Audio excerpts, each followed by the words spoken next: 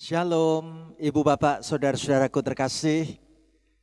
Kita sangat bersyukur hari ini Kamis tanggal 1 September 2022. Kembali kita akan mengikuti acara Kalam, Kuliah Alkitab Malam. Tema yang menarik akan kita ikuti bersama yaitu buah jatuh tidak jauh dari pohonnya. Ya. Nah, Ibu Bapak, Saudaraku terkasih, saya mau mengajak kita sekalian, baik kita yang ada di Purwokerto maupun di berbagai kota, ikut memuji Tuhan dan mengawali kalam ini dengan satu lagu, Aku Berubah. Kita nyanyi bersama-sama ya.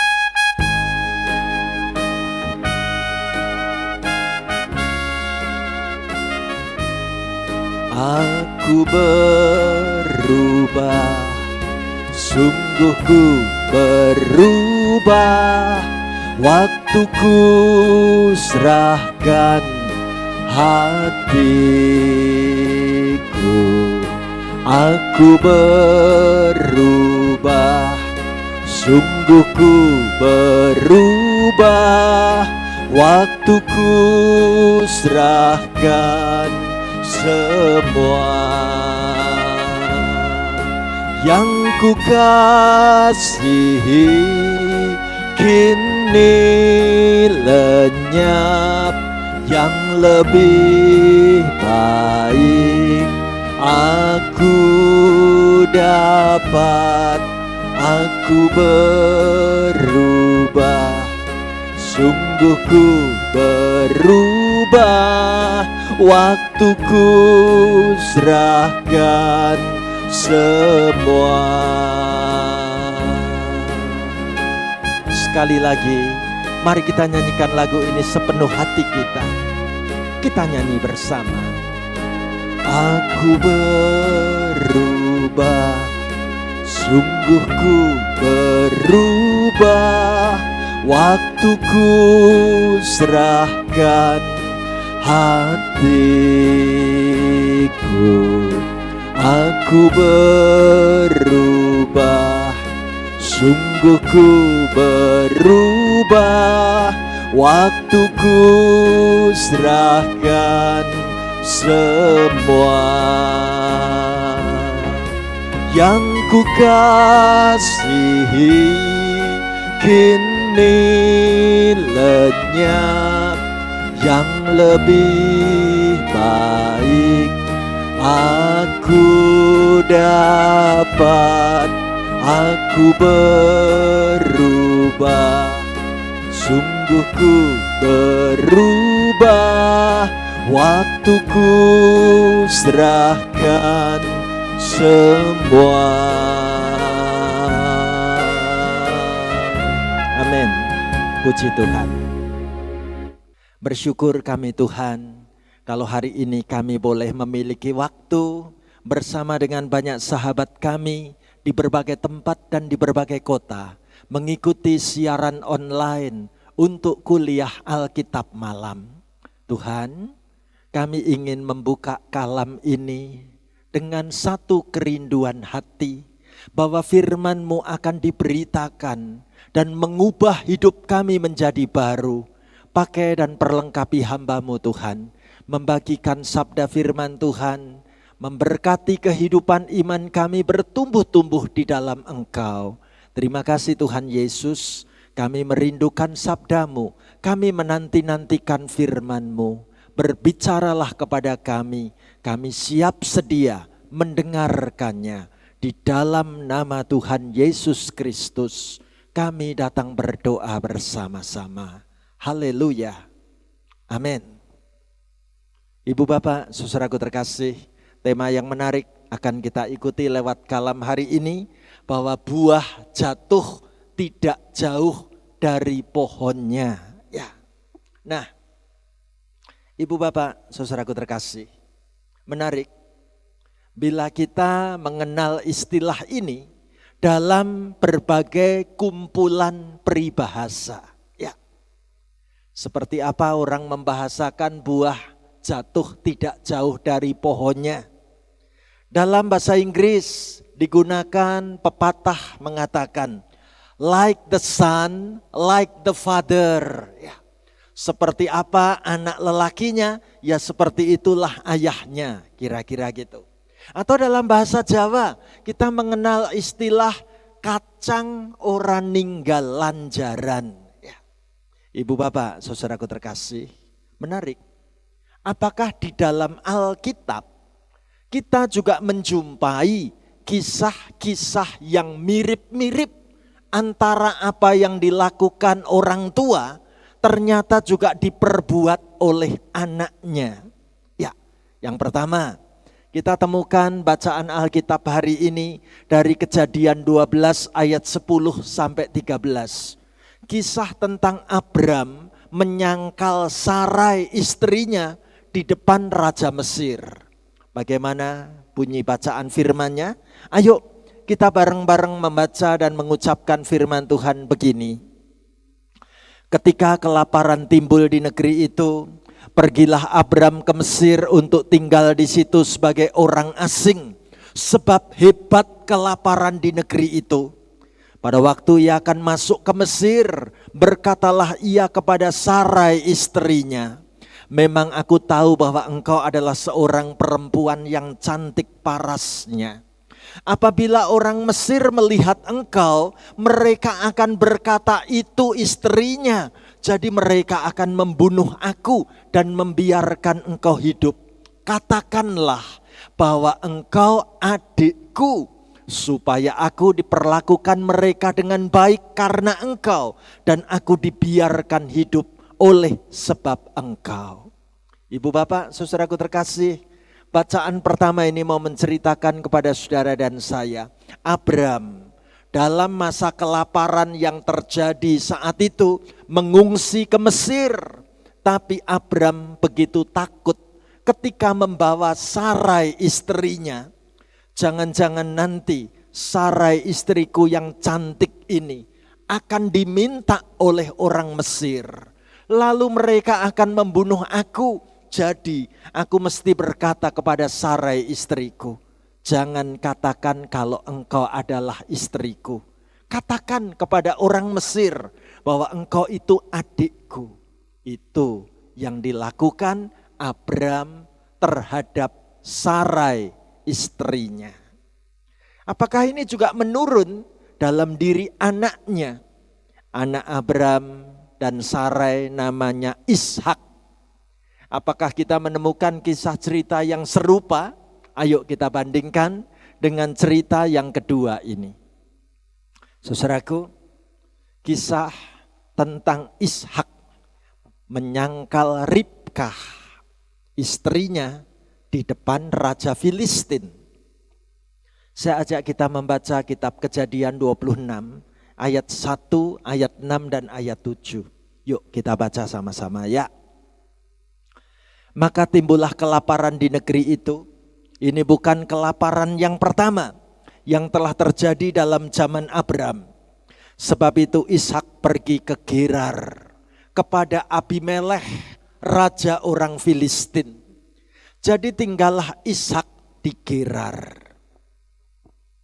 Ketika orang-orang di tempat itu bertanya tentang istrinya, berkatalah ia, dia saudaraku. Sebab ia takut mengatakan ia istriku. Karena pikirnya, jangan-jangan aku dibunuh oleh penduduk tempat ini karena Ribkah, sebab elok parasnya.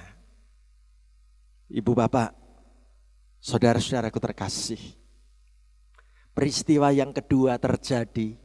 Kalau dulu orang tuanya Ishak, yaitu Abram, memperlakukan Sarai istrinya begitu, sekarang menurun. Ishak sang anak juga ternyata menyangkal Ribkah sebagai istri di hadapan Raja Filistin.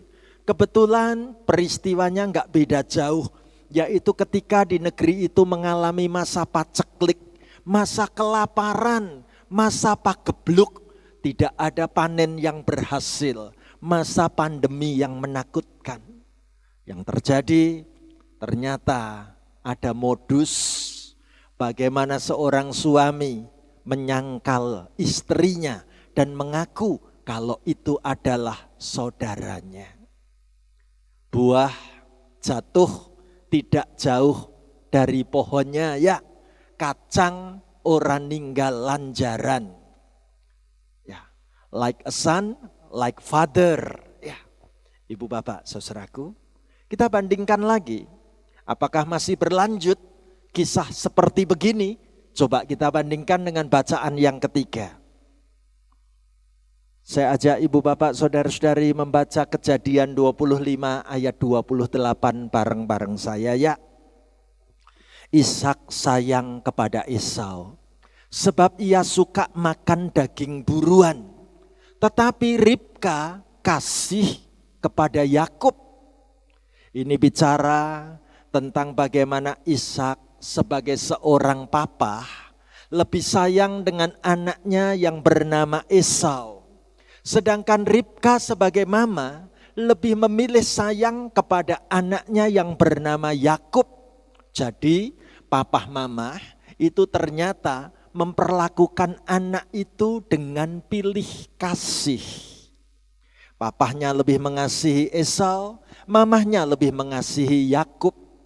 Ini kisahnya. Apakah juga akan ditiru nanti? Ayo coba kita bandingkan dengan Kejadian 37 ayat yang keempat ya. Kita baca bersama. Setelah dilihat oleh saudara-saudaranya bahwa Yakub ayahnya lebih mengasihi Yusuf dari semua saudaranya, maka bencilah mereka itu kepadanya dan tidak mau menyapanya dengan ramah. Saudaraku, Yakub dibesarkan sebagai anak yang lebih dikasihi mamahnya. Papahnya tidak sayang dengan Yakub. Ternyata Yakub sekarang bertumbuh ketika ia mesti menjadi sosok seorang ayah. Yakub punya anak-anak. Alkitab katakan, Yakub pun menjadi ayah yang pilih kasih. Yakub lebih mengasihi anaknya yang bernama Yusuf dibanding dengan anak-anak yang lain, dan itu membuat hubungan kakak beradik ini dipenuhi dengan kebencian. Karena seorang anak merasa diperlakukan sebagai anak emas, anak kesayangan, membuat saudara-saudaranya jadi benci dan bermusuhan. Ibu bapak, saudaraku terkasih, kisah yang menurun, buah jatuh tidak jauh dari pohonnya. Kacang orang ninggal lanjaran. Like son, like father. Gitu ya. Persoalannya, Pak Pendeta, sebenarnya ini apa penyebabnya? Apakah ini karena faktor genetik menurun, atau karena dibentuk oleh lingkungan yang memang mengajari begitu? Ibu bapak saudaraku terkasih, sulit menjawabnya. Saya akan tunjukkan pada saudara dan saya cara menjawab yang alkitabiah. Yang pertama, kita melihat manusia telah jatuh dalam dosa. Itu berarti gambar dan rupa Allah sudah dirusak oleh manusia karena perbuatan dosa. Dan Alkitab mencatat, anak-anak manusia bukan lagi menurut gambar dan rupa Allah, tetapi menurut gambar dan rupa manusia yang berdosa. Mana buktinya? Kejadian 5 ayat yang ketiga. Ayo kita baca bareng-bareng begini ya. Setelah Adam hidup 130 tahun, ia memperanakkan seorang laki-laki menurut gambar, rupa dan gambarnya, lalu memberi nama Set kepadanya. Perhatikan, firman Tuhan ini menulis menurut rupa dan gambarnya. Nyanya kecil, yaitu nyanya itu adalah Adam. Ya, Adam yang sudah jatuh dalam dosa sehingga memperanakkan anak laki-laki pun itu merupakan anak yang lahir di dalam dosa. Ibu bapak, saudaraku terkasih, saya jadi teringat ada sebuah peribahasa Mandarin Peribahasa Mandarin ini mengatakan kata-kata yang menarik. Hao chung pu juan tai, pu cencung juan santai. Yang kalau diterjemahkan, hao chung pu juan tai. Sifat yang baik itu tidak menurun. Tapi dikatakan pu cencung juan santai. Tetapi sifat yang buruk justru menurun sampai 3 turunan. Waduh, mengagetkan sekali. Peribahasa dalam bahasa Mandarin ini mau mengatakan sifat-sifat yang baik itu ternyata tidak menurun pada anak-anak. Yang menurun justru sifat-sifat yang buruk, yaitu kehidupan manusia yang jatuh dalam dosa. Itu akan ikut menurun kepada sampai 3 turunan. Ibu bapak, saudaraku, benar sekali apa yang ditulis oleh Raja Daud dalam Mazmur 58 ayat yang keempat. Firman Tuhan katakan begini, sejak lahir orang-orang fasik telah menyimpang. Sejak dari kandungan pendusta-pendusta telah sesat. Artinya manusia yang sudah memiliki benih dosa dalam hidupnya, dalam kandungan pun ia sudah punya potensi untuk berbuat dosa. Lalu pertanyaannya, kalau keturunanku hidup dalam dosa, siapa yang bisa menolong anak-anakku? Itu pertanyaan kita, bukan? Kita menemukan jawabnya dalam 2 Korintus 5 ayat 17. Ayo kita baca bersama-sama begini. Jadi siapa yang ada di dalam Kristus, ia adalah ciptaan baru. Yang lama sudah berlalu, sesungguhnya yang baru sudah datang. Puji Tuhan. Di dalam Kristus ada perubahan yang dahsyat. Itu yang akan bisa menolong dan mengubah kehidupan kita, bahkan keturunan kita. Alkitab tadi mengatakan dengan jelas siapa yang ada di dalam Kristus. Apa artinya ada di dalam Kristus? Artinya berarti tinggal di dalam Kristus. Kata ini dalam bahasa Yunani sering digunakan untuk menggambarkan proses tanaman yang dicangkok. Ibu bapak, saudaraku terkasih, ada di dalam Kristus, tinggal di dalam Kristus, itu seperti tanaman yang akan dicangkok.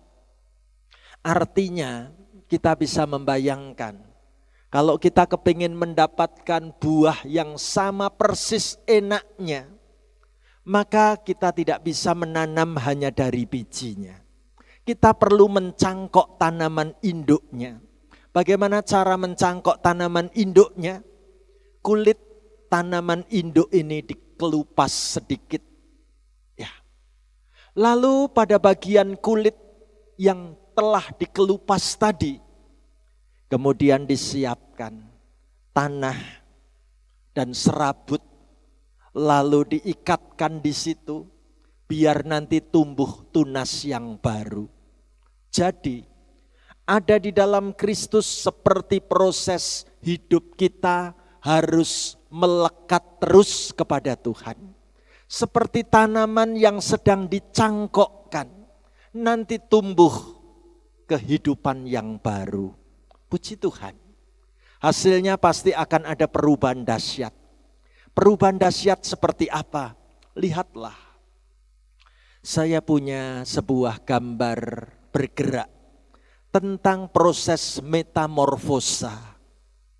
Bagaimana ditunjukkan kepada kita seekor ulat berubah menjadi kepompong. Dan bagaimana dari kepompong itu lahir seekor kupu-kupu, berubah total. Ya. Kalau ulat tampak dari awal itu menjijikkan, ulat itu tampak tidak berdaya apapun. Kemudian bisa berubah menjadi kepompong. Tapi kepompong pun statis, gak bisa bergerak kemana-mana. Siapa menyangka dari kepompong ini muncul seekor kupu-kupu cantik. Kupu-kupu yang akan terbang, membantu proses penyerbukan tanam-tanaman, berguna untuk alam semesta ini. Terbang indah sekali ke sana kemari. Apakah hidup kita siap berubah? Ibu bapak, saudaraku terkasih, hari ini ketika kita belajar tentang firman Tuhan, bahwa buah jatuh tidak jauh dari pohonnya. Sekarang kita bisa mengatakan buah jatuh kini jauh dari pohonnya bisa kok. Asal hidup kita di dalam Kristus. Tidak harus dari keluarga yang buruk, maka anak-anaknya buruk. Siapa bilang? Tidak mesti orang yang telah hidup di balik terali penjara karena kejahatan, hidupnya selama-lamanya jahat. Tidak. Asalkan ia bersedia dicangkok di dalam Kristus, tumbuh kehidupan yang baru. Yang lama telah berlalu, yang baru telah datang. Maukah saudara kita berubah? Ayo kalau kita katakan, aku percaya buah jatuh kini jauh dari pohonnya. Puji Tuhan, kita tanggapi dengan lagu Aku Berubah. Kita nyanyi bersama-sama ya.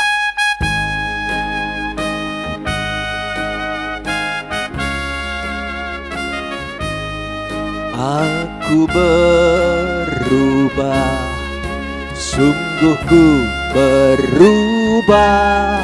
Waktuku serahkan hatiku. Aku berubah, sungguh ku berubah. Waktuku serahkan semua. Yang ku kasihi kini lenyap, yang lebih baik aku dapat. Aku berubah, sungguh ku berubah. Waktuku serahkan semua. Sekali lagi, mari kita nyanyikan lagu ini sepenuh hati kita. Kita nyanyi bersama. Aku berubah, sungguh ku berubah. Waktuku serahkan hatiku. Aku berubah, sungguh ku berubah. Waktuku serahkan semua. Yang ku kasihi kini lenyap, yang lebih baik aku dapat. Aku berubah, sungguh ku berubah. Waktuku serahkan semua. Amin. Puji Tuhan. Mari kita tutup dengan doa berkat bersama-sama. Terima kasih Tuhan untuk firman-Mu. Terima kasih di dalam Tuhan kami punya pengharapan bahwa hidup ini sanggup Engkau ubah menjadi baru. Apapun masa lalu hidup kami, bagaimanapun latar belakang keluarga dan orang tua kami, tangan Tuhan sanggup membentuk kami untuk memiliki iman yang benar, hidup menjadi anak Tuhan yang sejati. Hamba mendoakan secara khusus bagi anak-anak-Mu yang punya beban pergumulan hidup yang sulit dengan masa lalunya. Kami yang masih terbelenggu dengan segala kekecewaan hidup kami di masa lalu. Mari Tuhan, Engkau ubah hidup setiap anak-Mu menjadi baru. Engkau gandeng tangan anak-Mu. Engkau tuntun, Engkau berkati dimanapun kami berada. Terima kasih Tuhan untuk Kalam hari ini. Kami siap bertumbuh di dalam iman. Kami siap menunjukkan bagaimana hidup kami berbuah. Dan kami boleh berbeda. Kami menunjukkan kualitas hidup yang benar di hadapan-Mu. Dalam nama Tuhan Yesus, kami bersyukur untuk Kalam saat hari ini. Terpujilah nama-Mu Tuhan Yesus. Haleluya. Amin. Ibu bapak saudaraku terkasih, sampai di sini acara Kalam kita. Tuhan menyertai, Tuhan memberkati kebersamaan kita. Salam sehat, tetap semangat. Sampai kita bertemu kembali. Amin.